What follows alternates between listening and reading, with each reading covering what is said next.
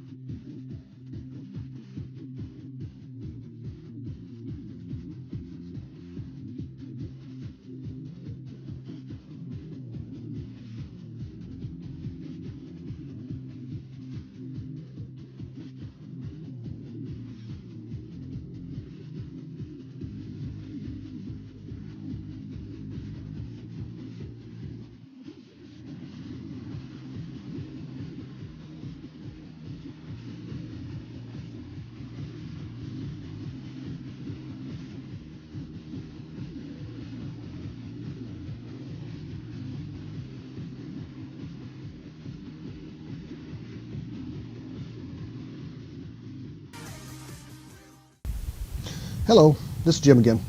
So, again, why am I showing you this? Well, it's because people will help. We like to help. We'll take chances. We'll take chances when it's for fellow people.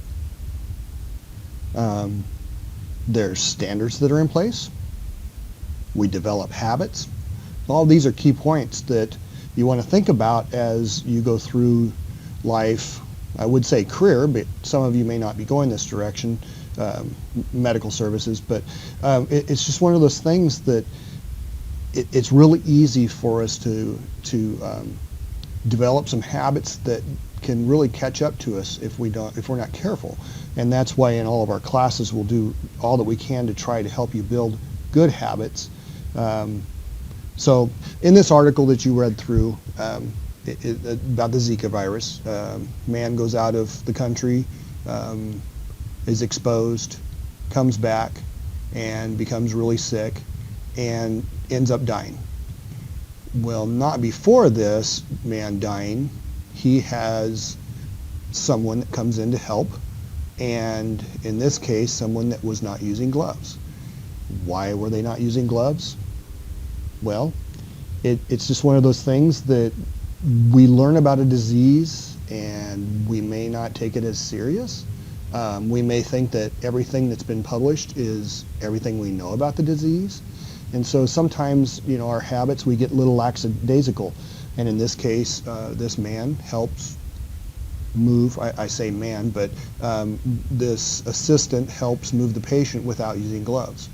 And ends up patient number 2. And patient number 2 ends up getting sick. And how they identified possibly that it was because without the gloves was just because they deduced by that the patient 2 had not gone to out of the country and had not gone to Zika infected areas and had not been exposed sexually to anyone, which was another way that they've discovered. And so they've taken 1 + 1 and added to 3, I guess. But it does make sense. To me, again, it comes back to we don't know how things are always going to infect us. We can make assumptions, and that can come back to bite us. There are standards in place at most agencies. Locally, our standards are gloves and goggles at a minimum. But people develop habits that sometimes are hard to break. I don't know how many times we find people with their goggles on top of their head, protecting their forehead, which is, that's okay if that's what they want to do. Our biggest concern is that you could get sick. And it's not just that you're going to pass something on to a patient, which a lot of times the hospital is more concerned about that, but you can make your patient sick. Worst case scenario, you're going to make yourself sick, or even worst case scenario, you're going to bring it home to your family. And that's the point that we always try to make, is that accidents can happen. If we follow our standards that are in place, we can reduce the chance of that. It's not that I'm germophobic, but habits, building good habits can help protect you and especially your family members. Finally, I guess your company would come into play, because your company is going to lose money based on your absence, and if you have to be replaced, all the training they put into you. So a lot of things can come about. So I thought it was a pretty interesting read. Just like I said, based upon standards that can be ignored.